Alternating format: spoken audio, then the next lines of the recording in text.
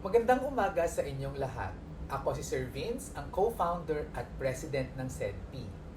Gusto ko kayong pasalamatan bilang mga center chiefs. Napakahalaga ng role ninyo para sa pagpapalakad ng operations at pagpapatupad ng mga policies natin. Kayo po ang puso ng SEDP. Ang misyon ng SEDP ay para iangat ang buhay ng bawat member sa kahirapan. Pangarap naming maging middle class kayo. Kaya sa SEDP, tinuturuan namin kayong mag-ipon at pinapalakas natin ang damayan o SEDP Katambayayon.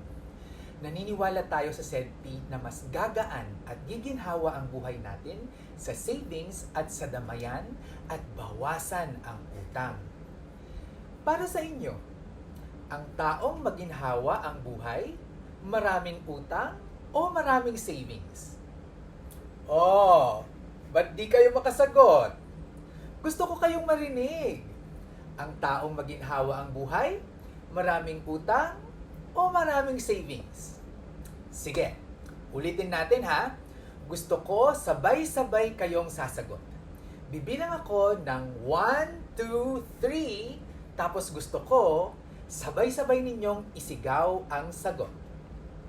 Ang taong maginhawa ang buhay, maraming utang, o maraming savings?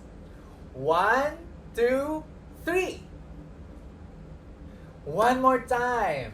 Ang taong maginhawa ang buhay, maraming utang, o maraming savings? 1, 2, 3. Totoo. Tigom ang solusyon. Mas gagaan ang buhay natin kapag marunong tayong mag-ipon.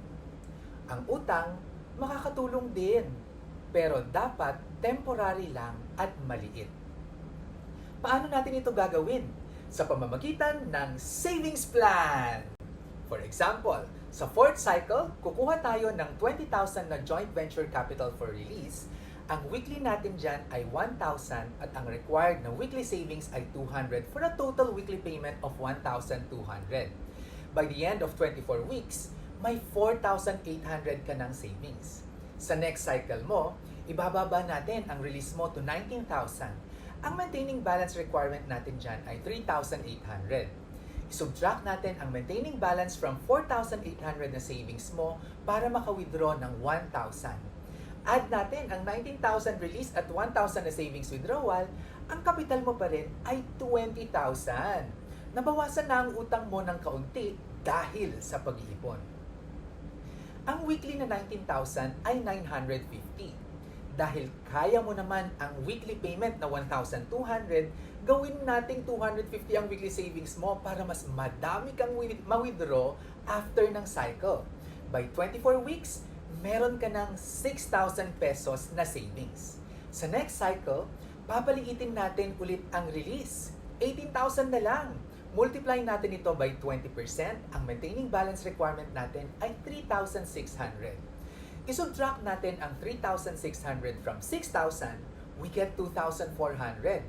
I-withdraw natin ang 2,000 dito at i-add sa 18,000 na release, makukuha pa rin natin ang buong 20,000 capital na gusto mo.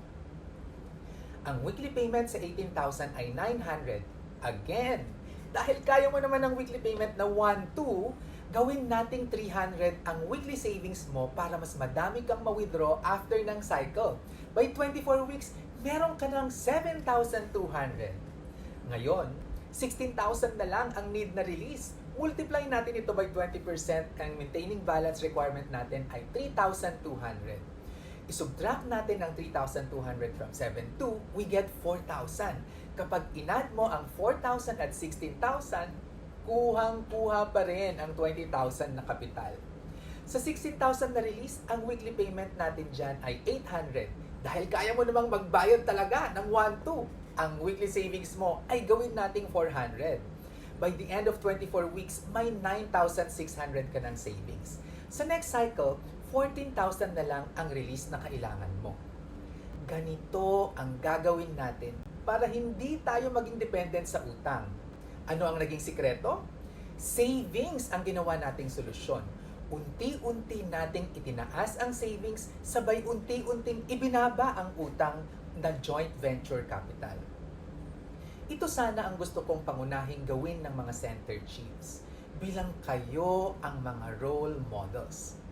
Marami pong benefit kapag gagawin natin ang advice ko.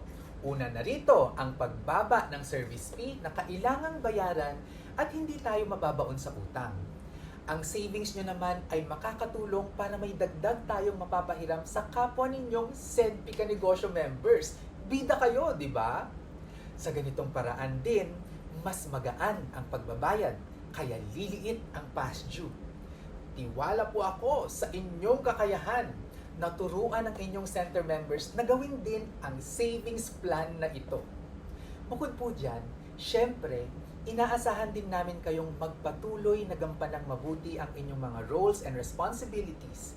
Isa na rito ang tulungan ng SEDPI staff na pumili ng mga very good members at umiwas sa mga badlungon. Kayo po ang main source ng aming character and background investigation sa mga members. Kaya sana po ay manatili kayong tapat sa mga impormasyong ibinibigay ninyo sa amin. Marami po sa mga members natin ay nagmamigrate dahil failure ang kanilang business, nawalan ng trabaho o kaya ay biktima ng kalamidad. Alam nating kaya sila nag-migrate ay para rin kumita at may magamit sa pang-araw-araw. Sana po ay tulungan nyo kaming malocate ang mga members para makamusta natin ang kanilang kalagayan at magawan natin ng paraan paano sila makabalik sa kanilang pamilya, sa SEDPI at makabangon muli. Naniniwala akong mabubuti ang mga members, maski ang mga nag-past due. Magbabayad sila kapag sila ay nakabangon at nakabawi na. Kaya sa SEDPI, walang dagdag na interest, walang penalty kapag late magbayad. Basta nananatiling tapat. Alam po namin sa SEDPI na beyond sa control ng mga members ang maraming dahilan ng hindi pagbabayad. Kaya nandyan po ang SEDPI Katambayayong natin para magbigay ng death, sickness, accident, fire at calamity assistance. Nakita nyo naman, mas mabilis pa sa DSWD at kay Mayor ang mga staff natin na magbigay ng katambayayong benefits. Bukod po dyan, may maganda pa kaming balita. Nagawan po namin ng paraan na mapababa ang contribution ninyo sa SSS mula sa dating 560 pesos to 150 pesos. Kayo po ay i-enroll bilang kasambahay ko para kayo po ay makapagbayad ng mababa. Ngayon, mas abot kaya na ang retirement. This year ay uumpisahan na po natin kayong maging miyembro ng SEDPI Co-op para mas mapatatag ang inyong pagsasamahan at pagtutulungan. Next year naman ay sisimulan na natin ang SEDPI Kalusog, ang ating health clinic, para sa murang halaga ay may abot kayang quality health service sa inyo. Muli, gusto ko pong magpasalamat ng taus-puso sa inyo sa inyong walang kupas na pagsuporta sa SEDPI. Sa pagtutulungan at pagkakaisa po natin, sigurado po akong sabay-sabay pong aangat ang ating buhay. Ako si Sir Vince, ang inyong financial guro, nagsasabing ang pagyaman na pag-aaralan at napagtutulungan.